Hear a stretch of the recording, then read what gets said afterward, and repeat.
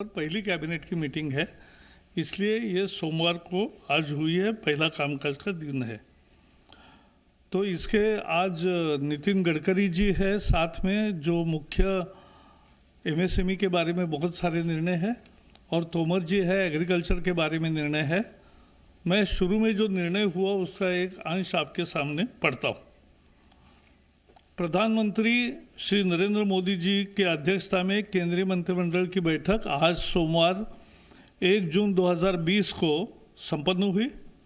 केंद्र सरकार द्वारा अपने दूसरे वर्ष के कार्यकाल में प्रवेश करने के बाद केंद्रीय मंत्रिमंडल की यह पहली बैठक थी। बैठक में ऐसे ऐतिहासिक फैसले लिए गए जिनका भारत की मेहनती किसानों, सूक्ष्म लघु एवं मध्यम क्षेत्र के उद्योग और रेडी पटरी वालों के रूप में काम करने वाले लोगों के जीवन पर एक परिवर्तनकारी प्रभाव पड़ेगा। सूक्ष्म लघु एवं मध्यम उद्यम, जिन्हें लोकप्रिय रूप से एसएमए कहा जाता है, एमएसएमई भारतीय अर्थव्यवस्था की रीढ़ है। देश भर के विभिन्न क्षेत्रों में चुपचाप काम करते हुए 6 करोड़ से अधिक एमएसएमईज की एक मजबूत और आत्मनिर्भर भारत के निर्माण में महत्वपूर्ण भूमिका है। कोविड-19 महामारी के बाद प्रधानमंत्री नरेंद्र मोदी जी ने राष्ट्र निर्माण के एमएसएमई की भूमिका को शीघ्र पहचान लिया। इसलिए एमएसएमई को आत्मनिर्भर भारत अभियान के तहत की गई घोषणाओं का एक बहुत महत्वपूर्ण हिस्सा बनाया गया था। इस पैकेज के तहत एमएसएमई क्षेत्र को न केवल पर्याप्त आवंटन किया गया है, बल्कि अर्थव्यवस्था को पुनर्जीवित करने के उपायों के में कार्यान्वयन को भी प्राथमिकता दी गई है। कई प्रमुख घोषणाओं से संबंधित क्रियान्वयन पहले ही शुरू किया जा चुका है। केंद्र सरकार ने आज आत्मनिर्भर भारत पैकेज के तहत अन्य घोषणाओं के प्रभावी क्रियान्वयन के लिए रोडमैप भी तैयार किया है। ये महत्वपूर्ण है और इसमें शामिल है एमएसएमई की परिभाषा में परिवर्तन है। ये व्यवसाय करने को आसान बनाने की दिशा में एक और कदम है और ये एमएसएमई क्षेत्र के निवेश को आकर्षित करने और अधिक नौकरियां पैदा करने में भारत में मदद करेगा। जो एमएसएमई संकट में है उनको इक्विटी सहायता प्रदान करने के लिए अधीनस्थ ऋण के रूप में 20,000 करोड़ रुपए का प्रावधान का प्रस्ताव आज कैबिनेट द्वारा औपचारिक रूप से अनुमोदित किया गया। इससे 2 लाख ऐसे जो संकट में है ऐसे एमएसएमई को फायदा होगा। एमएसएमई के लिए 50,000 करोड़ रुपए की इक्विटी निवेश का प्रस्ताव भी पहली दफा हुआ है। ये एमएसएमई को ऋण इक्विटी अनुपात के प्रबंधन और उनकी क्षमता वृद्धि में मदद करने के लिए एक ढांचा तैयार करेगा। यह उन्हें स्टॉक एक्सचेंज में सूचीबद्ध होने का अवसर भी प्रदान करेगा। इस तरह की सहूलत पहली दफा मिल रही है एमएसएमई उद्योगों को। एमएसएमई की परिभाषा में बढ़ोतरी और परिवर्तन किया है। भारत सरकार ने आज एमएसएमई की परिभाषा को और संशोधित किया, क्योंकि जब पैकेज घोषित किया था तो एक संशोधन दिया था, लेकिन आज इकाई की परिभाषा बढ़ाकर 1 करोड़ रुपए के निवेश और 5 करोड़ रुपए का कारोबार कर दिया गया। लघु इकाई की सीमा बढ़ाकर 10 करोड़ रुपए का निवेश और 50 करोड़ रुपए का टर्नओवर कर दिया गया है। इसी प्रकार मध्यम इकाई का निवेश सीमा बढ़ाकर 20 करोड़ रुपए तथा 100 करोड़ की जगह 250 करोड़ रुपए का कारोबार कर दिया गया है। गौरतलब है कि 2006 में एमएसएमई डेवलपमेंट एक्ट के अस्तित्व में आने के 14 साल बाद यह संशोधन हुआ है। पैकेज की 13 मई 2020 को घोषणा के बाद अनेक प्रतिनिधियों से मिले और घोषित संशोधन अब भी बाजार और मूल्य निर्धारण की स्थिति के अनुरूप नहीं है, इसे ऊपर की तरफ और संशोधित किया जाना चाहिए, इस तरह का फीडबैक आया। इन आवेदनों को सुनते हुए प्रधानमंत्री ने मध्यम एवं मैन्युफैक्चरिंग सेवा इकाइयों की सीमा को और बढ़ाने का निर्णय किया। अब यह 50 करोड़ रुपए का निवेश और 250 करोड़ रुपए का कारोबार की सीमा होगी। यह भी निर्णय लिया गया है कि निर्यात के संबंध में कारोबार को एमएसएमई के इकाइयों की किसी भी श्रेणी के लिए टर्नओवर की गणना में नहीं गिना जाएगा, चाहे वो सूक्ष्म हो, लघु हो या मध्यम हो। शहरी और आवास मंत्रालय ने विशेष सूक्ष्म ऋण योजना शुरू की है। इसके जरिए रेडी पटरी वाले, ठेले वाले, छोटा दुकान जो बिठाते हैं, सड़क पर माल बेचते हैं, उनकी क्षमता और उनका काम चले इसके लिए ज़्यादा ऋण उपलब्ध कराने के फैसला किया है। ये योजना लंबे समय तक चलेगी क्योंकि कामकाज फिर शुरू कर सके और अपना जीविकोपार्जन सही तरीके से कर सके। इस योजना के 50 लाख से अधिक पटरी सामान बेचने वाले ठेला वाले, हॉकर और रेडी पटरी वालों को लाभ मिलेगा। इनके द्वारा क्या क्या बेचा जाता है मालूम है आपको? सब्जी है, फल है, तैयार खाद्य पदार्थ है, चाय, पकोड़ा, ब्रेड, अंडा, कपड़ा, चप्पल, किताब, स्टेशनरी की आपूर्ति, बहुत सारे वस्तुएं यहाँ बेची जाती है, हम खरीदते हैं। इसके अंतर्गत सलून, मोची, लॉन्ड्री और पान की दुकानें भी आएगी। भारत सरकार कोविड-19 के दौरान इनके समक्ष आई परेशानी के प्रति संवेदनशील रही है। इसी के तहत इन्हें तत्क्षण सहयोग हेतु ये ऋण की योजना शुरू की गई है ताकि अविलंब ये अपने व्यापार को गति दे सके। स्थानीय शहरी निकाय इस योजना में क्रियान्वयन में महत्वपूर्ण भूमिका बजाएगा। शायद भारतीय इतिहास में पहली दफा आजादी के बाद ऐसा निर्णय लिया गया है, जबकि फुटपाथ दुकानदारों और रेडी ठाने वालों को, चाहे शहरी क्षेत्र या ग्रामीण क्षेत्र के हो, इस योजना के तहत इन सभी वर्गों को 10,000 रुपए का ऋण दिया जाएगा। इसे वो मासिक किस्तों में अधिकतम 1 वर्ष के अंदर वापस लौटा सकते। समय पर भुगतान करने को वालों को 7% वार्षिक ब्याज सब्सिडी के रूप में लाभार्थी के बैंक खाते में जमा कर दी जाएगा। इसमें किसी तरह का दंड का प्राविधान नहीं है।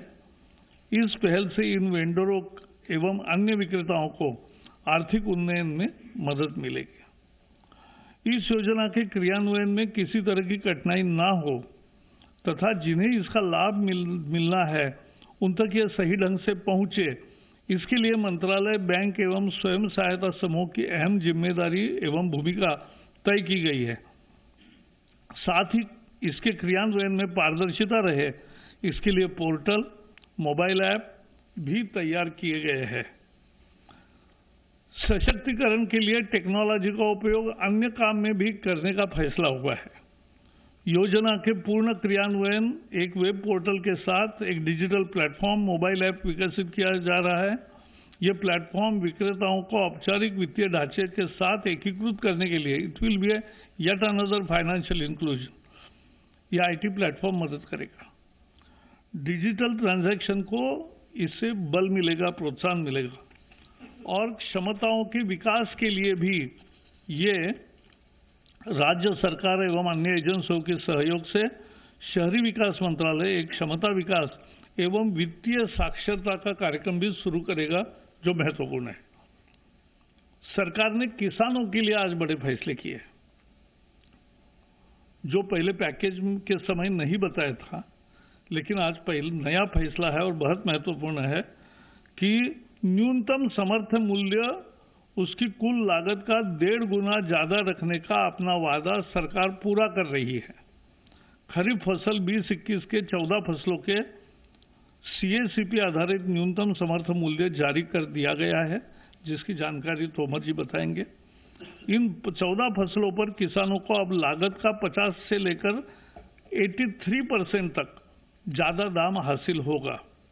सरकार ने बैंकों द्वारा खेती और उससे जुड़े काम धंधों के लिए 3 लाख रुपए तक के अल्पकालिक कर्ज के भुगतान की तिथि भी 31 अगस्त 2020 तक बढ़ाई है और किसानों में इसमें ब्याज की छूट और अदायगी में मोहलत, ये दोनों फायदे उसको मिलेंगे। किसानों को 1 मार्च 2020 से 31 अगस्त 2020 के बीच अल्पकालिक कृषि कर्ज की ब्याज में 2% और अदायगी में 3% का फायदा होगा। भारत सरकार द्वारा किसानों को 7% से कर्जा मिलता है। इसमें 3 लाख रुपए तक के लोन पर 2% बैंक ब्याज की छूट सरकार देगी और समय पर भुगतान पर 3% का फायदा मिलेगा। इसका मतलब 4% में 3 लाख तक का कर्जा मिलेगा। किसानों के लिए ये बहुत बड़ी तोहफा है। ब्याज में छूट की योजना किसानों को किसान क्रेडिट कार्ड के जरिए कर्ज सहित अल्पकालीन फसल कर्ज के देने के मकसद से शुरू की गई है। पिछले कुछ हफ्तों के दौरान बहुत से किसान अल्पकालिक जो क्रॉप लोन होता है उसके अदायगी के लिए बैंक नहीं जा सके। इसको ध्यान रखते हुए कैबिनेट ने जो निर्णय किया है उससे करोड़ों किसानों का लाभ होगा। गरीब ही इस सरकार की सर्वोच्च प्राथमिकता है और इसलिए कोरोना वायरस महामारी के दौरान लॉकडाउन की शुरुआत से ही सरकार सबसे ज्यादा गरीब लोगों की जरूरतों को लेकर संवेदनशील रही है। लॉकडाउन शुरू होने के बाद 2 दिन में पहला 1,70,000 करोड़ का पैकेज की घोषणा हुई। 80 करोड़ लोगों को खाद्य सुरक्षा देने से लेकर 20 करोड़ महिलाओं के बैंक खाते में सीधे आर्थिक मदद पहुंचाने तक, गरीब वरिष्ठ नागरिकों, विधवा, दिव्यांगों को आर्थिक मदद देने से लेकर पीएम किसान के तहत करोड़ों किसानों को किस्त के रूप में मदद जैसे कदम उठाए गए हैं। इससे एक ऐसे बहुत बड़े गरीब तबके का फायदा मिला है जिसे लॉकडाउन के दौरान परेशानियों का सामना करना पड़ता, और अगर सरकार फौरी तौर पर ऐसे कदम न उठाती तो यह तकलीफ बहुत होती। ये घोषणाएं नहीं रही, कुछ ही दिनों के भीतर करोड़ों लोगों तक सीधे तौर पर नकदी अथवा वस्तु रूप में मदद पहुंचाई गई। 80 लाख टन से ज्यादा अनाज पहुंचाया गया। सभी बाकी पैसा जो देना था वो डीबीटी के माध्यम से दिया गया है।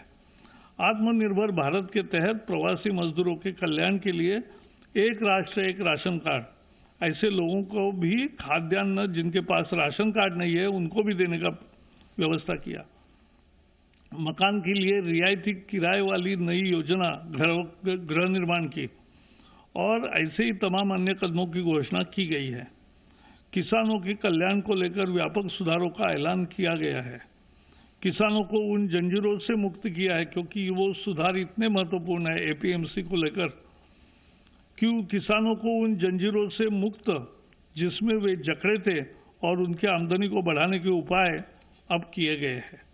इसके अलावा खेती से जुड़े बुनियादी ढांचे में व्यापक निवेश का भी प्रस्ताव है। खेती से जुड़ी अन्य गतिविधियां जैसे मछली पालन को भी वित्तीय मदद दी गई है। भारत सरकार ने हर मोड़ पर समाज के सबसे जरूरतमंद तबके के साथ एकजुटता दर्शाई और उसकी मदद की है। तो ये आज एक बहुत महत्वपूर्ण फैसला हुआ है, और ये तीनों फैसले किसानों के लिए, समर्थन मूल्य का भी फैसला, ऋण के बारे में फैसला, और एमएसएमई लघु उद्योग, सूक्ष्म उद्योग और मंझले उद्योग का ये किया है। दोनों मंत्री आपके समक्ष है। मैं नितिन जी को रिक्वेस्ट करूंगा कि वो बताएं। अच्छा, पहले तोमर जी अपनी कृषि के संबंध में रखेंगे।